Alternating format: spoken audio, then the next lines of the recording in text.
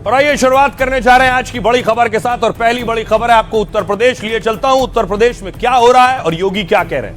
योगी का हंटर सब पर चल रहा है और बराबर चल रहा है। उससे पहले एक तस्वीर देखिए।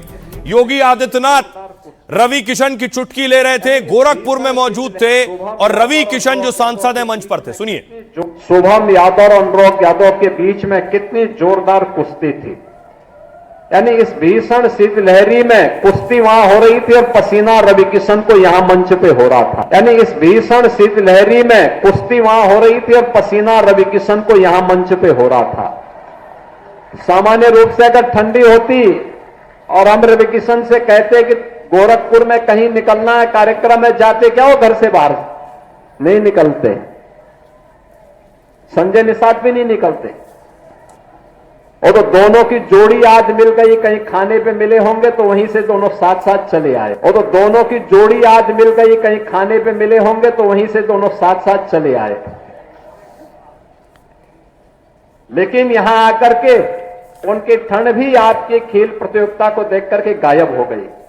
शुभम यादव और अनुराग यादव। तो योगी आदित्यनाथ रवि किशन की खिंचाई कर रहे थे, हल्के मूड में थे। दूसरी तरफ योगी की पुलिस ऑपरेशन लंगड़ा चला रही थी। देखिए जरा, अलग अलग शहरों से तस्वीरें। मथुरा देखिए।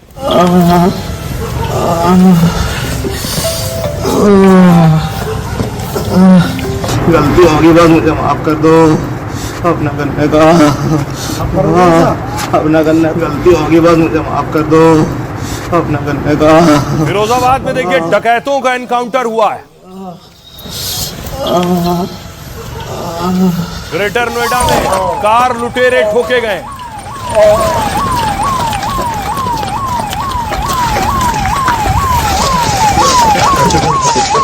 मेरठ में और गाजियाबाद में हत्या के मामले में तलाश थी।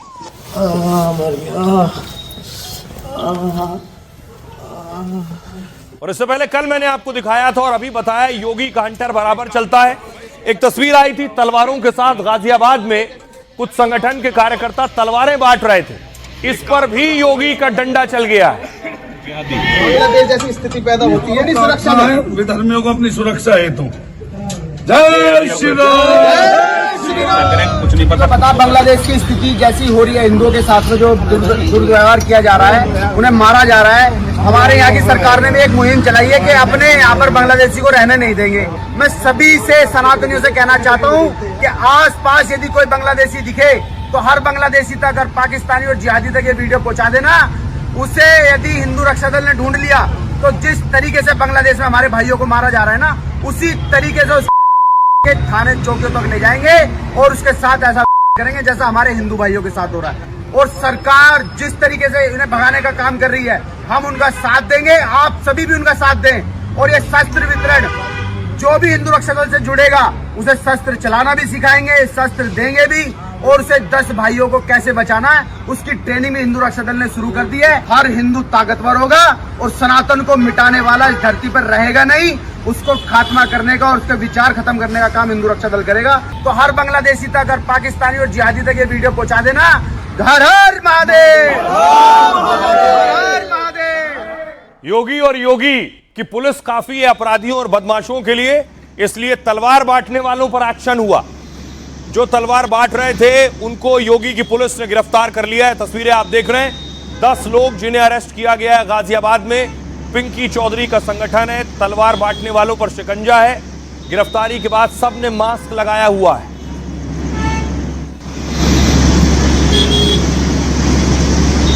इसी तरह हर उपद्रवी पर एक्शन हो रहा है। एक और तस्वीर बरेली से आई थी।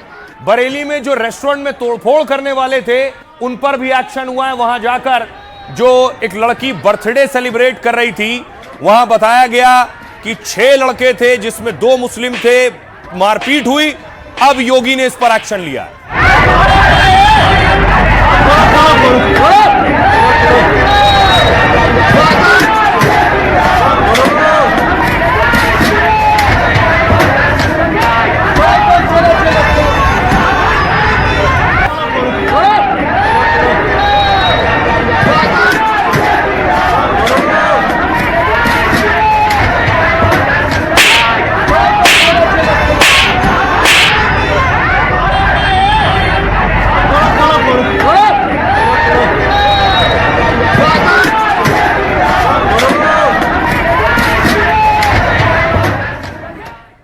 ये हरकत करने वालों पर भी एक्शन हुआ है। योगी किसी को कानून हाथ में लेने की इजाजत नहीं देते। जिन्होंने कानून हाथ में लिया उन पर एक्शन हुआ, उन लोगों की गिरफ्तारियां हुई।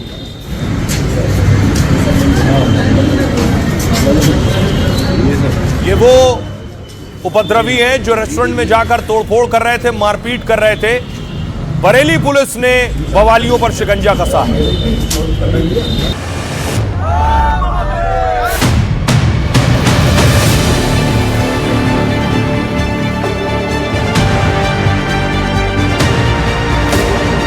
आज यूपी नो कर्फ्यू नो दंगा, यूपी में सब चंगा। योगी का डंडा सब पर बराबर चलता है। उत्तर प्रदेश में न दंगा है न कर्फ्यू है, उत्तर प्रदेश में सब चंगा है। बिना भेदभाव के माहौल खराब करने वाले, कानून हाथ में लेने वाले, सूबे की शांति के दुश्मनों पर, सब पर योगी का हंटर चल रहा है। सुरक्षा सबको देंगे, लेकिन अगर किसी ने सुरक्षा के साथ खिलवाड़ करने का दुस्साहस किया, उसकी कई पीढ़ियों के सामने ऐसी कार्रवाई करेंगे कि उनके लिए नजीर बन जाएगा। उनका ट्रेलर देख योगी उत्तर प्रदेश में सब चंगा होने की बात ही नहीं करते, बल्कि चंगा रखने का काम भी करते हैं। फिल्म को लेकर गाजियाबाद और मथुरा में कानून हाथ में लेने की कोशिश हुई। कुछ ही घंटों में योगी की पुलिस ने माहौल खराब करने वालों पर शिकंजा कस दिया। कार का कोई रोल नहीं। योगी का मकसद होता है अगर यूपी में हर शख्स, आम आदमी बेखौफ होकर रह सके, इसलिए जरूरी है कि अपराधी और उपद्रवी खौफ में रहे। देखिए जरा एक्शन क्या हुआ। जो तलवारें बांट रहे थे वो अब सलाखों के पीछे हैं। गाजियाबाद में हिंदू रक्षा दल ने हथियारों का स्टॉल लगाया था।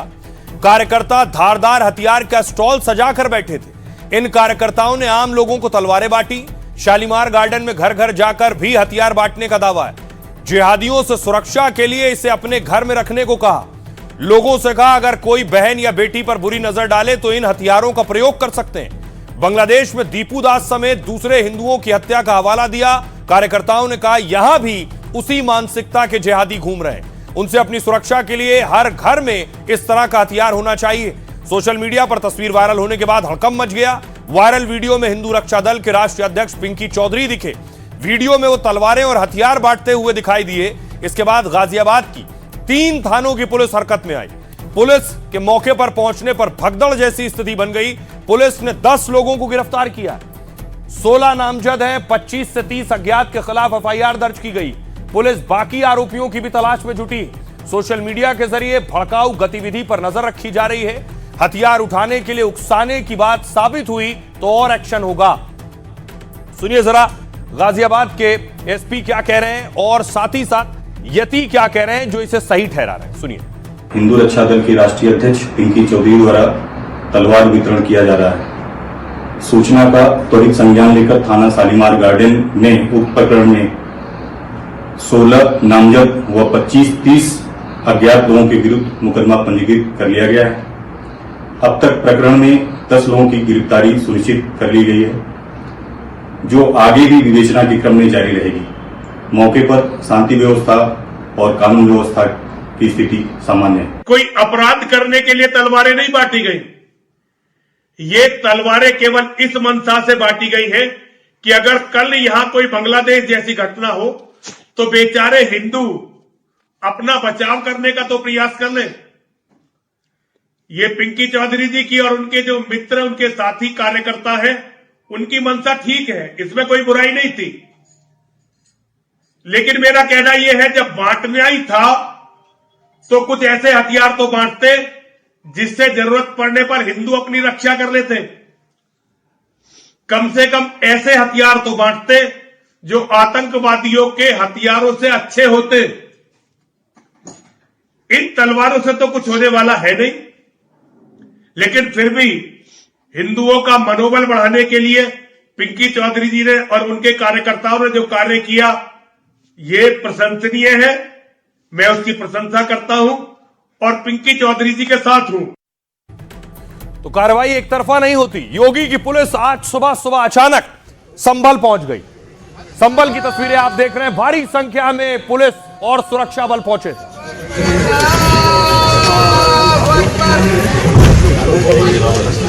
Allah संभल में पुलिस पहुंची, चारों तरफ हड़कंप मच गया कि आखिर संभल में इतनी पुलिस क्यों लगाई गई है, क्या वजह है। संभल में चप्पे चप्पे पर सुरक्षा व्यवस्था थी और वजह सामने आई। दरअसल संभल में एक टीम पहुंची थी जो नपाई कर रही थी, पैमाइश कर रही थी दुकानों की। अवैध हिस्सा जो है, क्या उस पर बुलडोजर चलने वाला है? अवैध कब्जे जो हैं उस पर फिर से पीला पंजा चलेगा।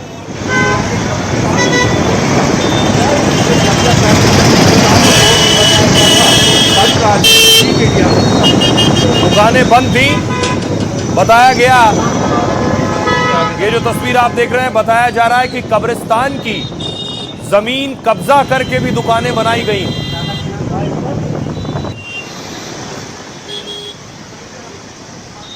अगली तस्वीर आपको दिखाऊं, ये उसके बाद ड्रोन लगाया गया था क्योंकि संभल का इलाका बहुत संवेदनशील है। पिछली बार आपको याद होगा वहां जब सर्वे हो रहा था तो दंगे हो गए थे।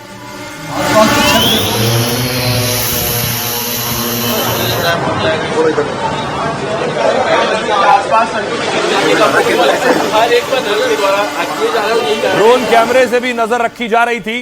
पुलिस बाकायदा दूरबीन के साथ नजर रख रही थी। संकरी गलियां हैं उन पर नजर रखी जा रही थी क्योंकि बड़ी टीम पहुंची थी। और ये जो आप देख रहे हैं, ये कब्रिस्तान की जमीन है। संभल जामा मस्जिद की पीछे का हिस्सा है जिस पर कब्जे की बात की जा रही है।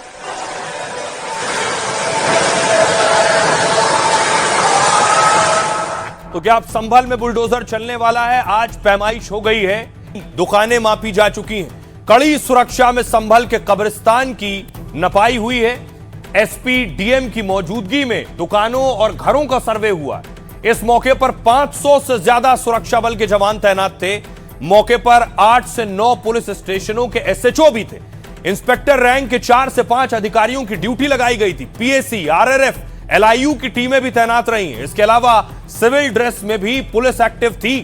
ड्रोन कैमरों से पूरे इलाके की निगरानी की जा रही थी। सत्यव्रत पुलिस चौकी के कंट्रोल रूम से पैनी नजर रखी जा रही थी। 8 बीघा कब्रिस्तान की जमीन की पैमाइश हुई है। संभल में जामा मस्जिद के पास ही कब्रिस्तान बना है। 20 से ज्यादा रेवेन्यू अधिकारियों की टीमें यहां पहुंची। अवैध तरीके से बताया गया 22 दुकान मकान बनाने का दावा है। कब्रिस्तान की 4780 स्क्वायर मीटर जमीन पर अतिक्रमण की शिकायत है। सर्वे के दौरान 1200 से 1500 स्क्वायर मीटर जमीन पर अवैध निर्माण मिला है और इस जमीन पर अवैध तरीके से घर और दुकानें बनाई गई थी। मैजिस्ट्रेट और पुलिस की मौजूदगी में नापजोक का काम किया गया। कल्की सेना ने 12 दिसंबर को डीएम से इसकी शिकायत की थी। शिकायत के मुताबिक 1980 के दशक में जमीन खाली थी। पहले यह टीले के रूप में था, लेकिन 20-25 सालों में अवैध कब्जा बढ़ गया है और कब्रिस्तान की जो जमीन है, मकान, दुकान खड़े कर दिए गए। 24 नवंबर को संभल में सर्वे के दौरान हिंसा भड़की थी। आरोप है कि इन्हीं मकान की छतों से पत्थरबाजी की गई। जमीन की पूरी रिपोर्ट के बाद अब आगे की कार्रवाई की जाएगी। सुनिए जरा संभल के एसपी क्या कह रहे हैं और डीएम क्या कह रहे हैं। पैमाइश पूर्ण कर ली गई है। पैमाइश के बाद में जो ये 22 प्रथम दृष्टा नक्शे के आधार पर इन लोगों के द्वारा इलीगल एनक्रोचमेंट है वो प्रतीत होता है, उनको नोटिस भी दिए जाएंगे। उसके अलावा यहाँ पे आईपीएस अधिकारी आलोक भाटी हैं, उनके नेतृत्व में एक टीम गठित की गई है जिनके द्वारा ये जितने भी मकान का कब्जे जो किए गए हैं उनके कागजात हैं उनको भी खंगाले जाएंगे।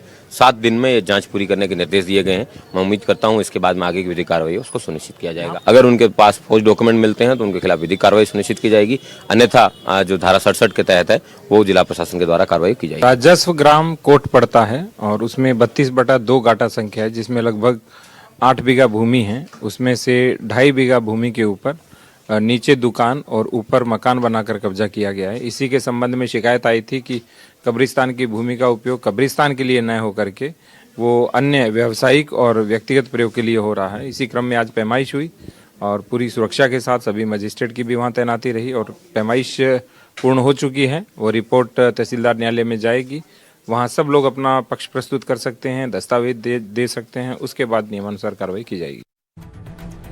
तो योगी की जिम्मेदारी है कि अपराध ना हो, कानून व्यवस्था चुस्त दुरुस्त रहे, लेकिन साथ ही साथ कानून व्यवस्था चुस्त दुरुस्त रखने की जिम्मेदारी जिन पर है उन पर भी नजर रखी जाती है। यूपी में पिछले दिनों रिश्वतखोरों पर लगाम लगी है। एक एक कर अलग अलग विभागों ने रिश्वतखोरों पर कार्रवाई की है, उन्हें उठा कर ले गए। मोबाइल लीजिए, पकड़े चलो आ जाओ।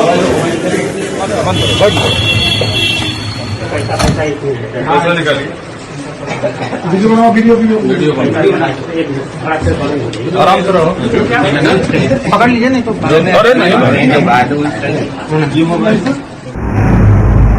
रिश्वतखोरों पर कार्रवाई हुई है जो पैसा और नोट ले रहे थे। संभालना है प्रदेश, वो पहुंचे प्रेमानंद जी के पास। आईएएस 2024 बैच के 9 ट्रेनी आईएएस मथुरा दौरे पर है। इसी दौरान ट्रेनी आईएएस ने प्रेमानंद महाराज के दर्शन किए। सभी ट्रेनी आईएएस ने संत प्रेमानंद का आशीर्वाद लिया। ये सभी उत्तर प्रदेश कैडर के अधिकारी हैं। इसमें यूपीएससी टॉपर शक्ति दुबे भी शामिल थी। संत प्रेमानंद ने इन ट्रेनी आईएएस को बहुत अहम टिप्स दिए। कहा भय और प्रलोभन से उन्हें दूर रहना चाहिए। भय और प्रलोभन व्यक्ति को कर्तव्य और फर्ज से विचलित कर देता है। प्रशासनिक सेवा में रहते हुए अनैतिक मार्ग न अपनाने की सलाह दी। किसी निर्दोष को न सताएं और न्याय के सिद्धांतों से समझौता न करें। अपने विवेक और कर्तव्य बोध का सही प्रयोग करने की सलाह दी है। प्रेमानंद ने दोषी को दंड और निर्दोष को संरक्षण देने को सच्ची सेवा बताया है। दौरे का मकसद इन्हें व्यवहारिक ज्ञान हासिल कराना है, इसलिए सब पहुंचे थे। तो उम्मीद है अफसर प्रेमानंद महाराज के इस ज्ञान को लेंगे और उसे जिंदगी में उतारेंगे। एक और तस्वीर आई, एक डीएम साहब सतुआ बाबा के पास पहुंचे थे रोटी बनाने। ये तस्वीर आप देख रहे हैं, सतुआ बाबा बैठे हैं, डीएम साहब रोटी सेक रहे हैं। नवरात्रि में सफेद पहन के और दोनों बंगाल की तर्ज है। सतुआ बाबा योगी आदित्यनाथ के करीबी हैं। और इस बीच डिप्टी सीएम केशव प्रसाद मौर्य को ही डीएम साहब मिल गए तो उन्होंने सतुआ बाबा से दूर रहने की हिदायत दी है। सुनिए जरा।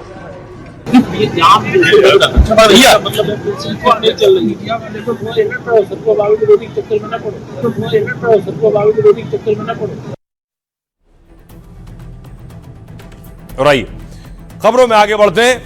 सतुआ बाबा से अब आपको लिए चलता हूं। गांधी परिवार में शहनाई बजने वाली है। यह सुनकर बहुत से लोग कंफ्यूज हो गए कि शहनाई आखिर किसकी। मैं आपको बताऊं, प्रियंका ने पसंद कर ली है बहू। जी हां, तस्वीर मैं आपको दिखाने जा रहा हूं। यह तस्वीर आप देख रहे हैं। एक तरफ प्रियंका के सुपुत्र हैं, इनका नाम है रेहान, और दूसरी तरफ है अवीवा। ये दो परिवार जो अब रिश्ते में एक साथ आने जा रहे हैं। रेहान शादी करेंगे अवीवा से, अभी सगाई की तैयारी है। तस्वीर मैं आपको दिखाऊं अगली। ये है प्रियंका के बेटे रेहान और ये अवीवा बेग और रेहान वाड्रा जल्दी शादी करेंगे। कल सगाई की तैयारी है। ये दोनों के साथ की तस्वीरें हैं। लगभग 7 साल से बताया जाता है दोनों एक साथ रिश्ते में थे। तो गांधी परिवार में लंबे वक्त बाद शहनाई बजने वाली है। कार्यकर्ता राहुल गांधी से सवाल पूछते हैं। अगली तस्वीर देखिए। यह तस्वीर आप देख रहे हैं रणथंभौर की। पूरा परिवार रणथंभौर पहुंचा है, राजस्थान, और यहीं पर रणथंभौर में प्रियंका के बेटे की सगाई होनी है।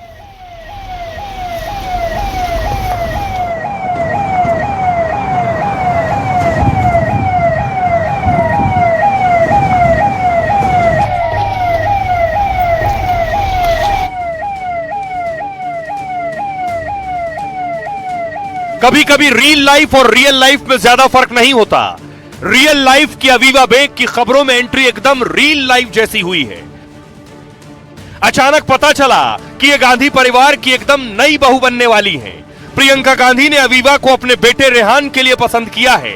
दोनों एक दूसरे को सालों से जानते हैं। कहते हैं कुछ दिनों पहले रेहान ने अवीवा को शादी के लिए प्रपोज किया और फिर फटाफट बेग परिवार और गांधी परिवार ने सगाई की तारीख तय कर ली। तो पूरा परिवार रणथंभौर गया है। प्रियंका गांधी और रॉबर्ट वाड्रा के बेटे की शादी तय हो गई है।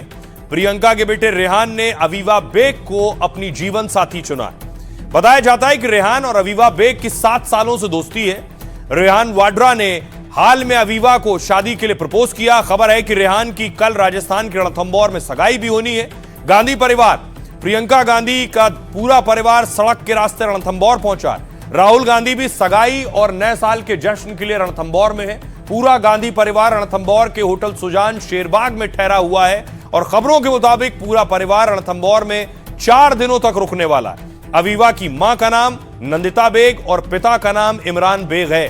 बताया जाता है कि गांधी और बेग परिवार में काफी पुरानी दोस्ती भी है। अवीवा की जो मां है नंदिता ने कांग्रेस मुख्यालय के इंटीरियर डिजाइनिंग पर मदद की है, उसके बाद ही इनकी दोस्ती हुई। कि अवीवा हैं कौन और क्या करती हैं, ये तस्वीर आप देख रहे हैं रेहान और अवीवा की। अवीवा बेग दिल्ली की रहने वाली हैं। मां नंदिता प्रियंका गांधी की अच्छी दोस्त हैं। शुरुआती शिक्षा अवीवा की मॉडर्न स्कूल में हुई। मीडिया कम्युनिकेशन में ग्रेजुएट हैं। पेशेवर फोटोग्राफर हैं। तस्वीरें कई प्लेटफॉर्म्स पर उनकी मौजूद हैं। एटेलियर 11 की को फाउंडर भी हैं। राष्ट्रीय स्तर की फुटबॉल खिलाड़ी भी रही हैं। रेहान वाड्रा ने शुरुआती पढ़ाई लिखाई दून स्कूल से की है। डार्क परसेप्शन नाम से पहली एग्जीबिशन लगाई उन्होंने। वाइल्ड लाइफ फोटोग्राफी का भी शौक है उन्हें। कमर्शियल फोटोग्राफी भी करते हैं रेहान। तो जल्द ही, अभी सगाई है, जल्द ही शादी और शहनाई की रस्म और तारीख कब तय होनी है वो भी तस्वीर साफ होगी। खबरों में आगे बढ़ते हैं। आज की एक और बड़ी खबर, गलवान पर फिल्म से डरा ड्रैगन। चीन को इतनी मिर्ची लगी कि उनका जो मुखपत्र है ग्लोबल टाइम्स, उसमें भी इस फिल्म के बारे में लिख दिया गया है कि बॉलीवुड की फिल्म जो बैटल ऑफ गलवान है उसमें सच को छिपाया गया है, छेड़छाड़ की गई है। चीन के अखबार में भी छप गया है। अब आइए आपको बताऊं चीन को एतराज किस बात पर है। फिल्म धुरंधर के रिलीज होने के बाद पाक में विरोध हुआ, आपको याद होगा। पाकिस्तान ने फिल्म धुरंधर पर बैन लगा दिया। पाकिस्तान के बाद चीन भी भारतीय फिल्म पर लाल हो रहा है। सलमान की फिल्म बैटल ऑफ गलवान से चीन नाराज है। 27 दिसंबर को फिल्म का ट्रेलर जारी हुआ। इसके बाद कुछ घंटे बाद ही चीन नाराज हो गया। चीन के सरकारी मीडिया ग्लोबल टाइम्स ने इस पर लेख छाप दिया। इसमें लिखा है, मैं बैटल ऑफ गलवान फिल्म पर विवाद है। फिल्म चाहे कितनी भी नाटकीय हो, देश की सीमा पर असर नहीं डाल सकती। फिल्म के सीन्स को हकीकत से अलग बताया है चीन ने। चीनी एक्सपर्ट्स ने लिखा है, बॉलीवुड फिल्में मनोरंजन के लिए होती हैं, लेकिन वो इतिहास नहीं बदल सकती। चीन और भारत के रिश्तों में हाल में सुधार हो रहा है, तो इस फिल्म का रिलीज होना गलत है। ये फिल्म सिर्फ भारतीय नजरिए को पेश करेगी, इससे चीन विरोधी भावना बढ़ सकती है। भारत में फिल्मों का इस्तेमाल देशभक्ति की भावना बढ़ाने के लिए होता है। अब देखिए, चीन की नाराजगी पर भारत सरकार ने अपना पक्ष रखा। भारत अभिव्यक्ति की स्वतंत्रता वाला देश है, भारत ने कहा। सिनेमाई अभिव्यक्ति इसका अभिन्न अंग है। भारतीय फिल्म निर्माता कलात्मक आजादी के लिए के तहत फिल्म बनाते हैं और इस फिल्म में सरकार की कोई भूमिका नहीं है। यह फिल्म 2020 में गलवान घाटी में भारत चीन झड़प पर बनी है। सलमान ने इसमें कर्नल संतोष बाबू का किरदार निभाया है। कर्नल संतोष बाबू 16 बिहार रेजिमेंट के कमांडिंग अफसर थे। गलवान झड़प के दौरान संतोष बाबू शहीद हो गए थे और इस झड़प में भारत के 20 सैनिक शहीद हुए तो चीन के 38 जवान मारे गए थे। हालांकि चीन ने इन आंकड़ों की कभी पुष्टि नहीं की है। चीन हमेशा सच छिपाता रहा है। आइए अब आपको सुनवाने जा रहा हूं प्रोड्यूसर राहुल मित्रा क्या कह रहे हैं। सिर्फ टीजर के आधार पर इसे एक भारतीय राष्ट्रवादी फिल्म कहना गलत है। मुझे लगता है कि चीन की ओर से ये बेहद गैर जिम्मेदाराना हरकत है। सभी भारतीय ऐसा ही महसूस करते हैं। मुझे नहीं लगता कि इसमें कोई मेलोड्रामा है। इसका फायदा ये हुआ, फायदा कहिए, बैन बेशक पाकिस्तान में थी लेकिन कमाई के रिकॉर्ड तोड़ दिए धुरंधर ने। बॉक्स ऑफिस पर धुरंधर ने सारे रिकॉर्ड तोड़े। दुनिया भर में 1081 करोड़ रुपए से ज्यादा की कमाई कर ली है। फिल्म ने भारत में 700 करोड़ की कमाई पार कर ली। बॉलीवुड की पहली फिल्म जिसने भारत में इतनी कमाई की है। चौथे वीकेंड पर भारत में 60 करोड़ से ज्यादा की कमाई की है। 25वें दिन फिल्म की नेट कमाई 15 करोड़ से कम रही और इसके बाद इसने 10 करोड़ से ज्यादा की कमाई की है। फिल्म 5 दिसंबर 2025 को रिलीज हुई। लगातार चौथे हफ्ते फिल्म जोरदार कमाई कर रही है। विदेशों में भी फिल्म का जलवा बरकरार है। दुनिया भर में 220 करोड़ से ज्यादा कमाई कर चुकी है। फिल्म की कहानी और स्टार कास्ट ने इसे धुरंधर बना दिया है। और सोचिए 1000 करोड़ की कमाई कर चुकी है धुरंधर। सुनिए जरा, पाकिस्तान में बैन हुई, पाकिस्तानी क्या कह रहे हैं। फिल्म एक्शन के हिसाब से बहुत ही बेहतरीन फिल्म है। हमने बहुत ही उसको एंजॉय किया। रहमान डकैत का जो रोल अक्षय खन्ना ने किया तो उन्होंने रोल तो बहुत ही बेहतरीन निभाया है। उसमें सबसे अच्छी बात यह लगी कि उसमें हम बलोचों को प्रमोट किया गया। लियारी के जैसे हमारे इलाकों का नाम लिया गया, शेरोकलैन, बगदादी, कलाकोट, ये सारा कुछ लिया गया। तो इसमें ये चीज़ हमें अच्छा लगा। बहुत अच्छी बनी, मतलब देखने लायक है। इस पे बंदा 3 घंटे डिटेन हो जाता है, एक ही जगह बैठ जाता है। सुना है कि इसकी और आइए खबरों में आगे बढ़ते हैं। आज की एक और बड़ी खबर है, एक घमासान बंगाल में शुरू हो गया है। गृह मंत्री अमित शाह आज बंगाल में थे। चुनाव आया और बंगाल गरमाया। गृह मंत्री बंगाल पहुंचे क्योंकि बंगाल में चुनाव है कुछ महीनों बाद। तैयारियां जोर शोर से शुरू हो गई हैं और बीजेपी के चाणक्य कोलकाता में थे।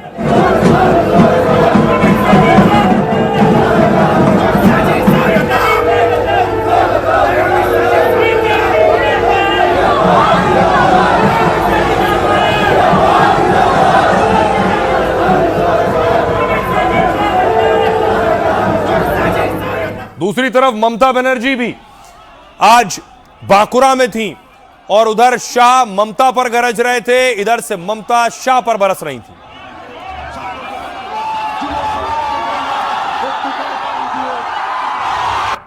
एलो रे एलो रे एलो रे गैलो रे गैलो रे गैलो रे दुशासन बाबू एसचेन।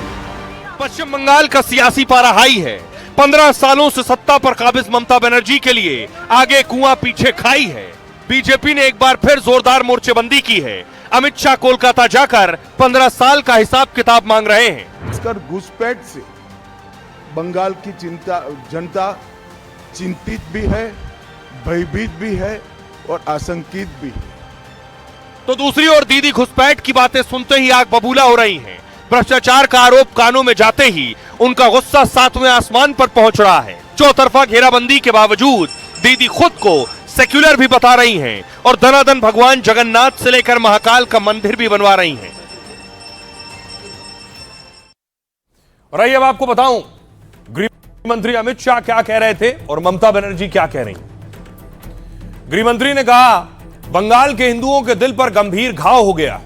अब ममता सरकार के जाने का समय हो गया है। जनता भी चाहती है कि सांप्रदायिक सरकार को हटा दें। तो जवाब में ममता बनर्जी ने कहा शकुनी का चेला दुशासन जानकारी जुटाने आया है। जैसे ही चुनाव आते हैं दुशासन दुर्योधन दिखाई देते हैं। बंगाल में दुशासन और दुर्योधन आकर झूठ बोलते हैं। गृह मंत्री ने कहा पश्चिम बंगाल की जनता घुसपैठियों से त्रस्त है। कोई सरकार घुसपैठियों की पनाहगार बन सकती है क्या? यह बंगाल नहीं पूरे देश की सुरक्षा का मामला है। ममता बॉर्डर पर फेंसिंग के लिए जगह नहीं दे पा रही। घुसपैठिए पर कोई एक्शन क्यों नहीं लिया जाता है? बंगाल की तरह दूसरे राज्यों में घुसपैठ क्यों नहीं होती है? घुसपैठ रोकने के लिए देशभक्त सरकार की जरूरत है। ममता बनर्जी ने कहा घुसपैठिए सिर्फ बंगाल से ही आते हैं तो क्या पहलगाम में हमला आपने करवाया? दिल्ली में जो घटना हुई उसके पीछे कौन था? जमीन नहीं देते तो कोयला कहां से निकालते? पेट्रापोल और अंडाल में जमीन किसने दी? अमित शाह ने कहा बंगाल में भ्रष्टाचार चरम पर है। कट भय भूख की सरकार है। 15 साल के शासन में लोग भयभीत हैं। ममता बनर्जी ने कहा बंगाल में शिष्टाचार है इसलिए होटल में रुक रहे हैं, घूम रहे हैं और खाना खा पा रहे हैं। आप यहां कदम भी नहीं रख पाते। आप भाग्यशाली हैं, हमने कुछ नहीं किया।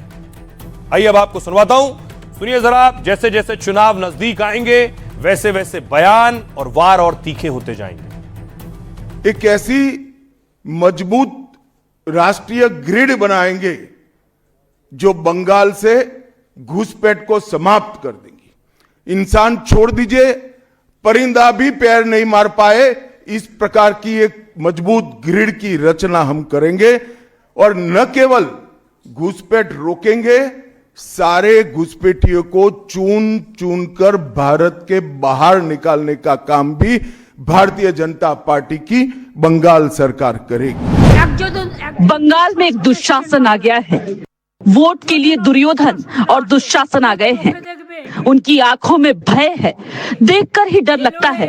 आया रे आया रे आया, गया रे गया रे गया। दुशासन बाबू आए हैं, शकुनी मामा का चेला। शकुनी मामार चेला। बंगाल जैसे गरीब राज्य के अंदर 27 करोड़, 20 करोड़, 15 करोड़ ये राशि मिल रही है, आपकी कोई अकाउंटेबिलिटी नहीं है।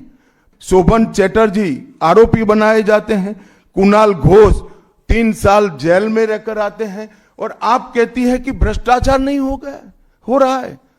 आप आंख मूंद लिए ही हो भ्रष्टाचार के लिए, मगर बंगाल की जनता अपनी आंख बंद कर नहीं बैठी है। गरीब बंगाल की जनता के अधिकार का पैसा आपकी कैडर की भेंट चढ़ रहा है। ये लोग बोल रहे हैं कि घुसपैठियों को हटाएंगे, तो क्या आप दूध भात खा रहे थे या पिट्ठे खा रहे थे? वो भी तो आप नहीं खाते। आप लोगों को बंगाल का खाना अच्छा नहीं लगता। बंगाल में आप लोग जब आते हैं तो क्या खाते हैं? मुझे देखने का मन होता है। बंगाल की लड़कियों के हाथ का पकाया हुआ खाना कभी खाए हैं? जो बंगाल के खाने में है कहीं पर भी नहीं है। होटल से खाना मंगवाकर आदिवासियों के घर खाने का क्या मतलब? नहीं। देखिए, ममता बनर्जी ये जान रही हैं कि इस बार बीजेपी से लड़ना बंगाल में पिछली बार के मुकाबले मुश्किल है। बीजेपी इसलिए ममता बनर्जी पर सीधे टारगेट करने से बच रही है, मुद्दों पर बात कर रही है। लेकिन ममता बनर्जी बीजेपी की पिच पर क्या बैटिंग करने जा रही है, ये तस्वीर जो आप देख रहे हैं, दुर्गा आंगन, ममता बनर्जी ने दुर्गा आंगन की नींव रखी है।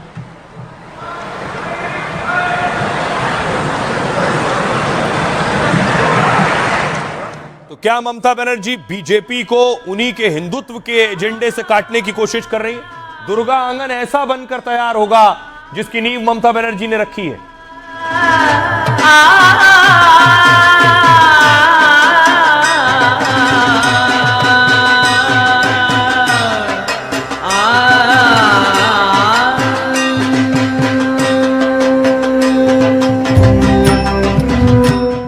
ये सब कुछ ममता बनर्जी बंगाल में बनवा रही हैं। एक और तस्वीर देखिए, ममता बनर्जी साधु संतों से भी मिली, मंच पर ही मौजूद थे साधु संत नींव रखने के दौरान।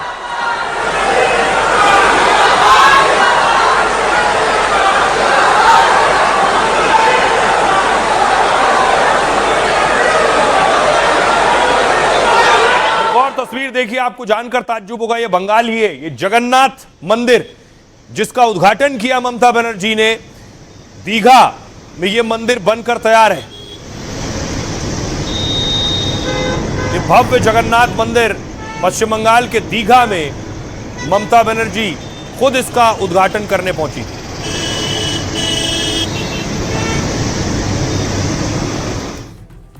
तो ममता बनर्जी ने महाकाल मंदिर बनवाने का अब ऐलान कर दिया है। महाकाल मंदिर उत्तर बंगाल के सिलीगुड़ी में बनवाया जाएगा। जनवरी के दूसरे हफ्ते में महाकाल मंदिर की नींव रखी जाएगी। ममता बनर्जी ने गंगा सागर में पुल के निर्माण का भी ऐलान किया है। 5 जनवरी को गंगा सागर पुल की आधारशिला रखी जाएगी। ममता ने सोमवार को कोलकाता में दुर्गा आंगन की नींव रखी है। 15 एकड़ के इस मंदिर में हर रोज 1 लाख श्रद्धालु दर्शन करेंगे।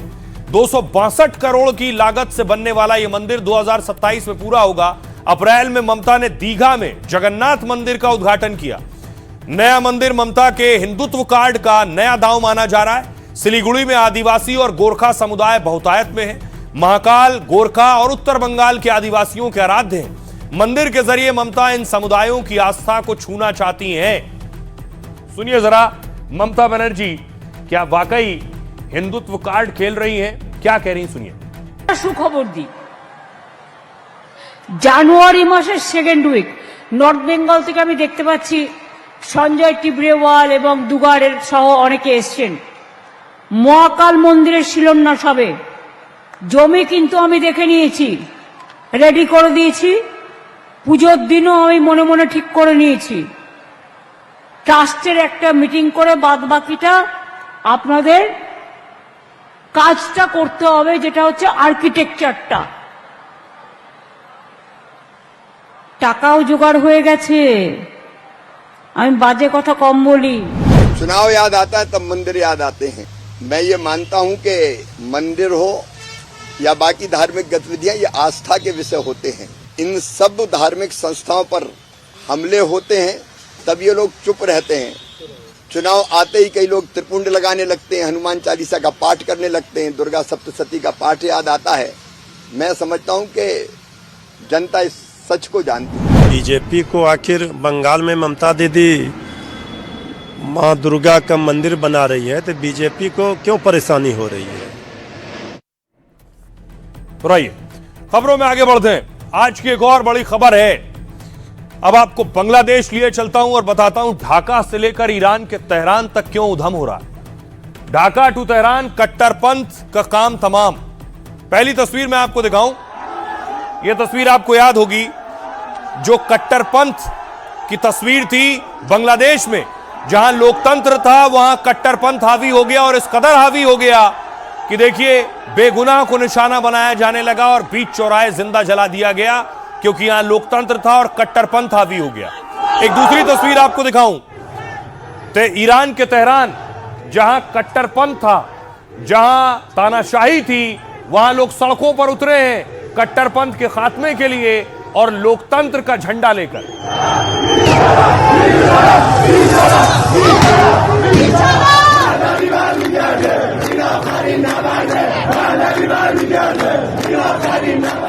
ये तस्वीर मैं आपको दिखा रहा हूं, तेहरान में खमनेई के खिलाफ, उनकी सत्ता, उनके शासन के खिलाफ लोग सड़कों पर उतरे और प्रदर्शन कर रहे हैं। क्या खमनेई का तख्ता पलट होने वाला है? इस बीच बांग्लादेश में जो हालात हैं, इस दरमियान एक और तस्वीर बांग्लादेश से आई। बांग्लादेश की पूर्व पीएम खालिदा जिया से जुड़ी खबर आई कि उनका निधन हो गया है। खालिदा जिया बांग्लादेश की पीएम रही। जो तारिक रहमान आए हैं वो उनके सुपुत्र हैं, लंदन से आए हैं, चुनाव लड़ेंगे। खालिदा जिया अस्पताल में थी, लंबे वक्त से इलाज चल रहा था, लेकिन उनका निधन हो गया, आज ये खबर आई। उसके बाद उनके बेटे तारिक रहमान सीधे पहुंचे अस्पताल, जिस अस्पताल में उनका निधन हुआ है। लंबे वक्त से वेंटिलेटर पर थी।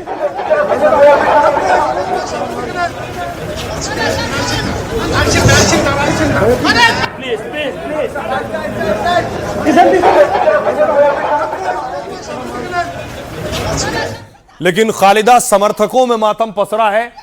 उनका जुड़ाव लगाव देश की स्थापना के वक्त से था।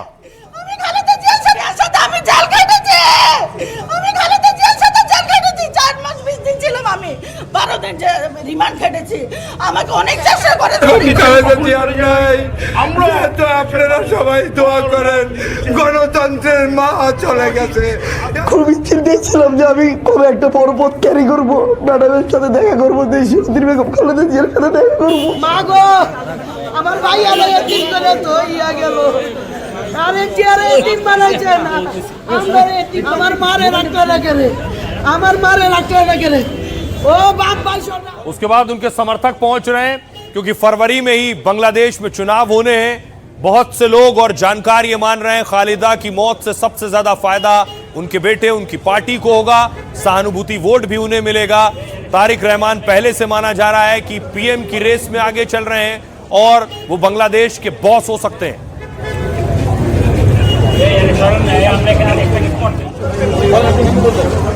खालिदा जिया का अंतिम संस्कार कल होगा। इसी जगह पर कल सुपुर्द खाक किया जाएगा।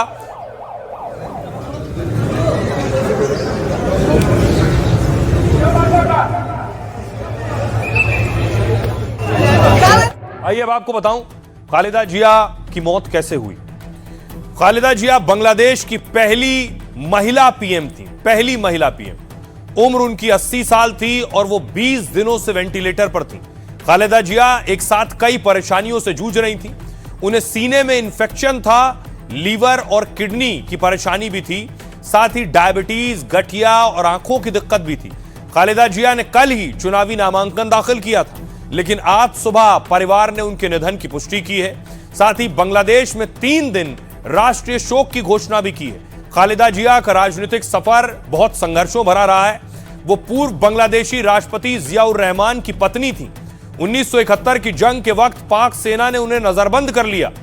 खालिदा 6 महीने तक पाकिस्तानी सेना की कैद में रही, लेकिन पाकिस्तान की हार के बाद उन्हें रिहा कर दिया गया। बाद में वो बांग्लादेश की राजनीति में सक्रिय हुई। 1991 और 2001 में 2 बार बांग्लादेश की प्रधानमंत्री बनी, लेकिन उनका रुख हमेशा भारत विरोधी रहा है। वो कहती थी कि बांग्लादेश को भारत के दबदबे से बचाना है। शेख हसीना सरकार को भारत की कठपुतली बताती थी। प्रधानमंत्री मोदी ने खालिदा जिया के निधन पर शोक जताया है। पीएम मोदी ने कहा खालिदा जिया ने दोनों देशों के संबंध मजबूत किए हैं। पीएम ने उनकी आत्मा की शांति के लिए भी प्रार्थना की है। सुनिए जरा मनोज झा क्या कह रहे हैं। मेरा मानना है कि 2 प्रमुख पॉलिटिकल आउटफिट्स थे, शेख हसीना की पार्टी अवामी लीग और इनकी बांग्लादेश नेशनल पार्टी, और दोनों सत्ता में मैं समझता हूँ ट्रांजिशन इधर से उधर, उधर से इधर होता था। अब चूंकि चुनाव निकट है, तो ऐसे वक्त में उनका इंतकाल, उनका डेथ उनके समर्थकों चाहने वालों के लिए तो निश्चित तौर पे झटका है। हमारी से अब आइए आपको बताऊं, एक तरफ खालिदा जिया की मौत हुई, लेकिन बांग्लादेश में हिंदुओं के खिलाफ हिंसा नहीं रुक रही। हत्या करने वाला शख्स जो है उसकी तस्वीर सामने आई है। ये वो शख्स जिसने हिंदू की हत्या की है, गोली मारकर उसकी हत्या की गई है। आरोपी का नाम नुमान है। बांग्लादेश में हिंदुओं के खिलाफ हिंसा लगातार बढ़ रही है। अब बांग्लादेश के मेमनसिंह जिले में हिंदू की हत्या हुई। अर्धसैनिक बल में तैनात थे ब्रजेंद्र विश्वास, उनकी गोली मारकर हत्या की गई। हत्या का आरोप उसके साथी सैनिक नुमान मियां पर लगा है। दरअसल दोनों एक फैक्ट्री की सुरक्षा के लिए तैनात किए गए थे। जिस वक्त वारदात हुई उस समय वहां 20 सैनिक मौजूद थे। चश्मदीदों के मुताबिक आरोपी नुमान ने अचानक शॉटगन उठाई, ब्रजेंद्र विश्वास के ऊपर गन तानी और बोला गोली मार दूंगा। इसके बाद उसने शॉटगन की ट्रिगर दबाई और वहां से भाग निकला। गोली सीधे ब्रजेंद्र की बाईं जांघ पर लगी, जिससे काफी खून बह गया। अस्पताल ले जाने के बाद डॉक्टरों ने उसे मृत घोषित कर दिया। साथ ही बांग्लादेशी मीडिया के मुताबिक वारदात के समय दोनों साथ बैठे हुए थे और उस वक्त दोनों के बीच कोई भी विवाद नहीं हुआ। इस बीच पुलिस ने गलती से गोली चलने का दावा किया है। फिलहाल आरोपी नुमान गिरफ्तार है और उससे पूछताछ की जा रही है, लेकिन इन वारदातों की वजह से बांग्लादेशी हिंदू बहुत दहशत में हैं। आइए अब आपको सुनवाता हूं, सुनिए जरा भारत के लोग क्या कह रहे हैं। बांग्लादेश में हिंदुओं के साथ जो कुछ भी हो रहा है वो कहने लायक तो रहा नहीं है अब, क्योंकि उसमें उस व्यक्ति से पूछो जिसको इतना मारा एक भीड़ ने, जिसकी जान चली गई, और उसके बाद भी जब किसी को सुकून नहीं मिला तब उसको पेड़ से लटका के निर्वस्त्र करके जला दिया गया। उस परिवार से पूछे जिन्होंने अपने बच्चे को खोया, या उस बच्चे से पूछे जिन्होंने अपने पिता को खोया, तो इसमें शब्द शायद मुझे लगता है कि कम पड़ जाएंगे। लेकिन जो वहां हिंदुओं के साथ हो रहा वो कभी भी हम नहीं चाहेंगे कि वैसी कोई भी स्थिति देश में, हमारे खुद के देश में बने। उसके लिए अब सबका एक होना बहुत जरूरी है। कड़ा से कड़ा उन पे एक्शन उठाना चाहिए। जो हमारे हिंदू भाई जो वहाँ पे पीड़ित हैं, उन पे जो अत्याचार है उनको रोक होना चाहिए।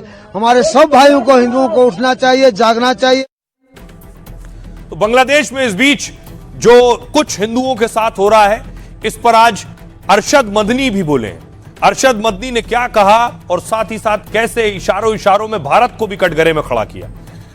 अरशद मदनी कह रहे हैं बांग्लादेश में बढ़ रही हिंसा पर उन्होंने चिंता जताई है। उन्होंने कहा बांग्लादेश में जो कुछ भी हो रहा है वो बहुत बुरा है। यह हत्या नहीं, हैवानियत और दरिंदगी की इंतहा है। हत्यारों ने न केवल इस्लामी शिक्षाओं का उल्लंघन किया है बल्कि इस्लाम को भी बदनाम करने का काम किया है। धार्मिक उग्रवाद और नफरत हमारे देश को भी तबाह कर रही है। क्रिसमस के मौके पर ईसाई समुदाय के साथ जो हुआ, जगह जगह चर्चों पर हमले हुए, ईसाई समुदाय को रोका गया, यह सब निंदनीय है और इसे सही नहीं ठहराया जा सकता। बिहार के नालंदा में एक मुसलमान से उसका नाम पूछा गया, फिर उसके साथ बेरहमी से मारपीट की जिससे उसकी मौत हो गई। छत्तीसगढ़ में एक शख्स को बांग्लादेशी बताकर मार दिया गया। दुख इस बात का है न सरकार ने इसकी निंदा की न किसी मंत्री ने। देश में हो रही मॉब लिंचिंग पर चुप्पी बेहद अफसोसजनक है। यकीनन ये वो भारत नहीं है जिसका सपना महात्मा गांधी, मोतीलाल नेहरू और मौलाना अबुल कलाम आजाद ने देखा था। आइए आपको सुनवाता हूं, सुनिए जरा महमूद मदनी क्या कह रहे हैं। मैं इसको अन इस्लामिक, सिर्फ अन इस्लामिक नहीं बल्कि एंटी इस्लाम समझता हूं कि किसी मुस्लिम मेजॉरिटी एरिया में या मुस्लिम मुल्क में माइनॉरिटीज़ के साथ या माइनॉरिटी के किसी एक आदमी के साथ भीड़ तंत्र चले, वो हरगिज़ मंजूर नहीं है। हम अपने मुल्क में भी यही कहते हैं कि भीड़ तंत्र बनता चला जा रहा है। तो वहाँ चूँकि वो लोग मुसलमान हैं और गैर मुस्लिमों के साथ कर रहे हैं तो ये तो और भी ज़्यादा बुरा है। तो हम इसकी सख्त मजम्मत करते हैं, कंडम करते हैं और ये एक्सेप्ट नहीं किया जाना चाहिए किसी भी सभ्य समाज में। तो इसकी हम मजम्मत करते हैं। और आइए खबरों में आगे बढ़ते हैं। कल हमने एक खबर आपको दिखाई थी कि पुतिन के घर पर अटैक हो गया है। 91 ड्रोन से अटैक हुआ। इस पर आज प्रधानमंत्री नरेंद्र मोदी ने भी पुतिन के लिए मैसेज लिखा है। तस्वीर आप देख रहे हैं, पुतिन के घर की तस्वीर, दावा किया गया, लेकिन उससे पहले ट्रंप और ज़ेलेंस्की मिल रहे थे। ट्रंप और ज़ेलेंस्की की मुलाकात हुई और दूसरी तरफ जो तस्वीर आई कुछ इस तरह की तस्वीर। पुतिन के घर पर पहले भी हमला हुआ है। उनका जो घर है क्रेमलिन, उसके ऊपर ड्रोन से अटैक किया गया।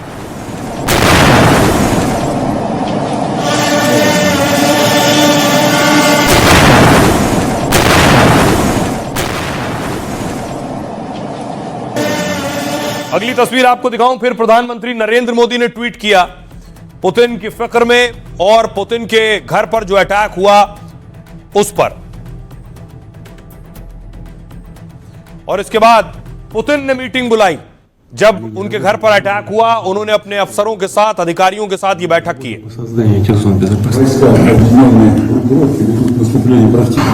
Выполнение задач по освобождению Донбасса, эффективная работа. अब देखिए जरा, रूसी राष्ट्रपति पुतिन के सरकारी आवास पर हमला हुआ। रूस ने यूक्रेन पर 91 ड्रोन के जरिए हमला करने का आरोप लगाया। रूस ने दावा किया कि सभी ड्रोन हमले को नाकाम कर दिया गया। रूस ने इस हमले को आतंकी हमला माना और कहा हम जवाब देंगे। रूसी विदेश मंत्री लावरोव ने कहा पलटवार का वक्त और टारगेट तय है। ऐसे में यह माना जा रहा है कि रूस जल्द यूक्रेन पर बड़ा हमला कर सकता है। वहीं दूसरी तरफ यूक्रेन ने सभी आरोपों को सिरे से खारिज कर दिया है और कहा है कि रूस यूक्रेन पर हमला करने का बहाना खोज रहा है। प्रधानमंत्री मोदी ने भी पुतिन के घर पर हुए हमले पर चिंता जताई है। पीएम मोदी ने कहा कूटनीतिक कोशिश से शांति कायम हो सकती है। किसी को भी ऐसा कदम नहीं उठाना चाहिए जिससे शांति प्रयास विफल हो। साथ ही चीन ने भी रूस पर हुए इस ड्रोन अटैक की निंदा की है। चीनी विदेश मंत्रालय ने कहा इस वक्त तनाव बढ़ाने वाली कार्रवाई से बचें। इस समय कूटनीतिक प्रयास ही शांति का एकमात्र रास्ता है। सुनिए जरा पुतिन क्या कुछ कह रहे हैं। यूक्रेन के खिलाफ रूसी सेना सैन्य कार्रवाई जारी रखे, हम एक्शन जारी रखेंगे। मैं सैनिकों को यही कहना चाहता हूं कि आप देश के हित में काम कर रहे हैं। मैं आपको इस वीरतापूर्ण सेवा के लिए धन्यवाद करता हूं।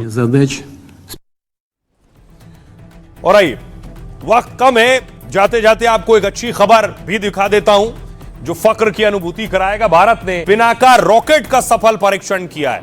ये आप देख रहे हैं, डीआरडीओ ने इसको अपग्रेड किया है और अब इसकी रेंज 120 किलोमीटर प्रति घंटा होगी।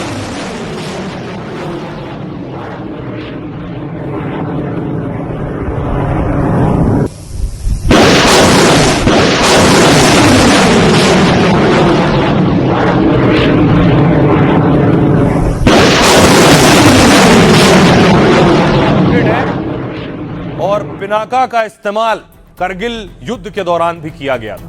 बहरहाल फिलहाल आज के लिए इतना ही। आप अपना और अपनों का बहुत बहुत ख्याल रखिए। रुकना एक छोटे से ब्रेक के लिए।